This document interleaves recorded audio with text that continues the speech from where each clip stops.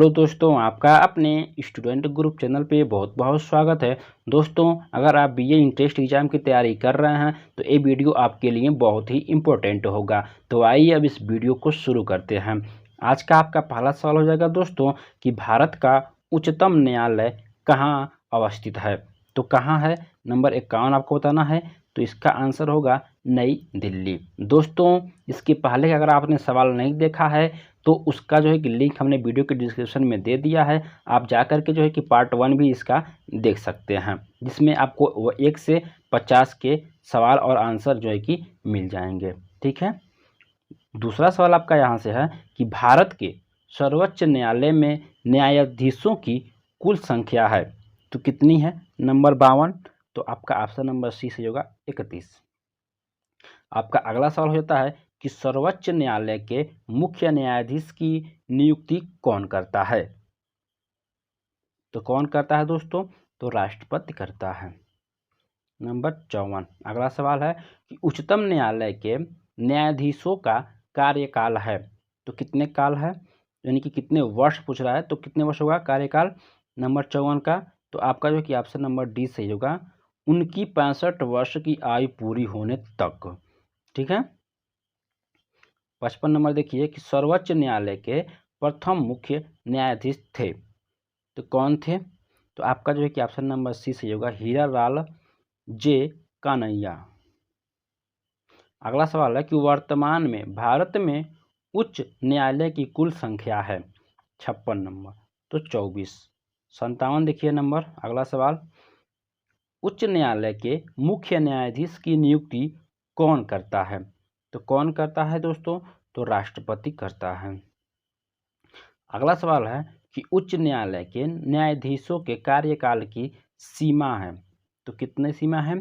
तो आपका जो है कि ऑप्शन नंबर सी सही होगा, अपनी आयु के 62 वर्ष पूरे होने तक। अगला सवाल देखिए कि निम्नलिखित में से किस उच्च न्यायालय की अधिकारिता सर्वाधिक क्षेत्रों पर है, नंबर 59।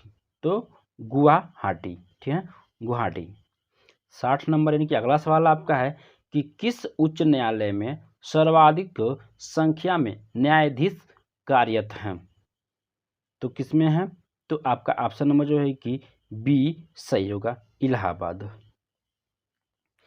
अगला सवाल है कि संविधान के किस अनुच्छेद के द्वारा राष्ट्रपति को सर्वोच्च न्यायालय से परामर्श मांगने का अधिकार प्राप्त है। तो किस अनुच्छेद के द्वारा है, तो आपका जो कि ऑप्शन नंबर सी सही होगा, अनुच्छेद 143। अगला सवाल देखिए दिया हुआ है कि निम्न में से किस केंद्र शासित प्रदेश का अपना उच्च न्यायालय है, नंबर 62। तो आपका जो है कि ऑप्शन नंबर डी सही होगा, उपरोक्त में से किसी का नहीं। ठीक है, आप क्वेश्चन अच्छे से पढ़िएगा, जो चारों विकल्प दिया हुआ उसको भी आपको अच्छे से पढ़ना है।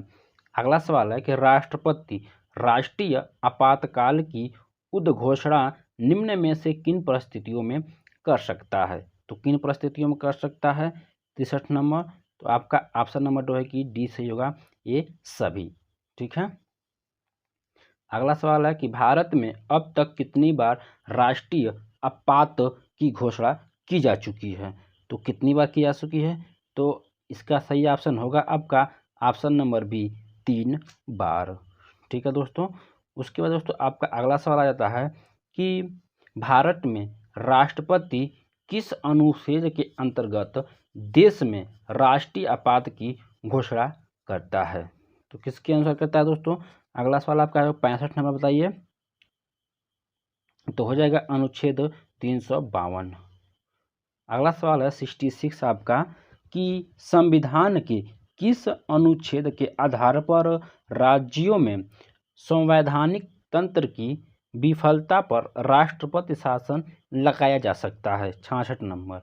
तो आपका ऑप्शन नंबर जो है कि बी सही होगा, अनुच्छेद 356।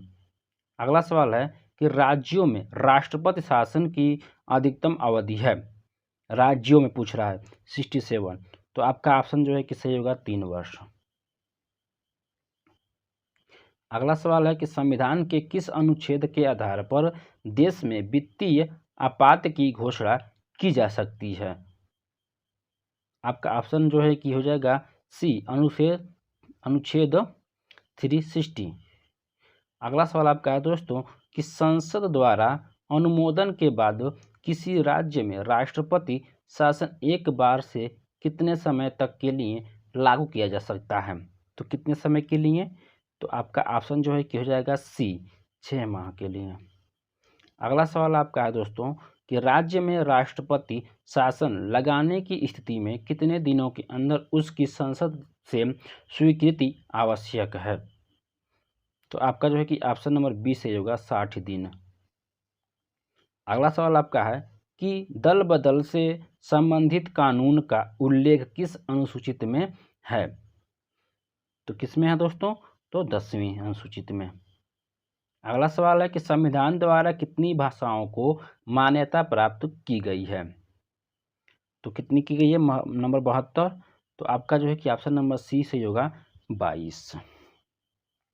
अगला सवाल है कि 73वां संविधान संशोधन संबंधित है। 73वां संविधान संशोधन संबंधित है किससे है दोस्तों? तो 73 का आपका ऑप्शन नंबर जो है कि डी सही होगा, पंचायती राज्य से। अगला सवाल है कि वित्त आयोग के गठन का प्रावधान किस अनुच्छेद में है?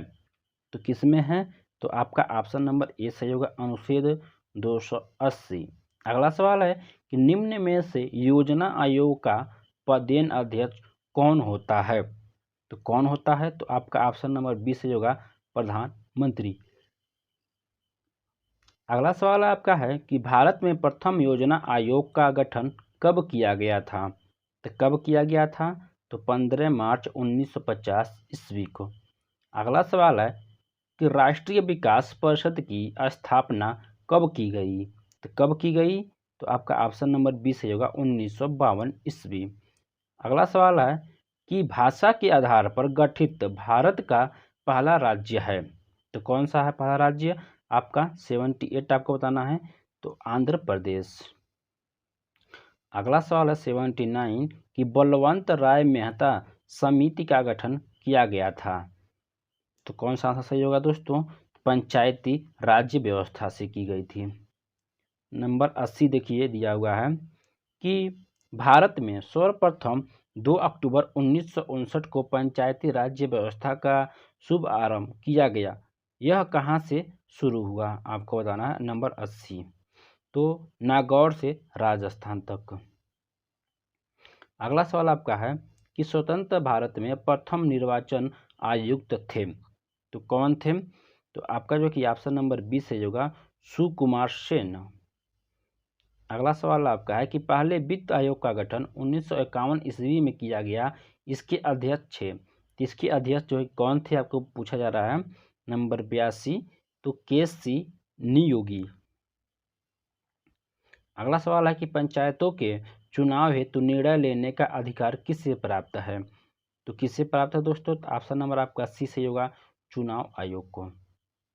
अगला सवाल है कि सरकारियां आयोग का संबंध है। तो किससे है? केंद्र राज्य संबंधों से। अगला सवाल आपका है कि संसद द्वारा देश में सूचना पहुंचाने का अधिकार संबंधित विधेयक कब पारित किया गया? तो कब किया गया? तो जून 2005 को।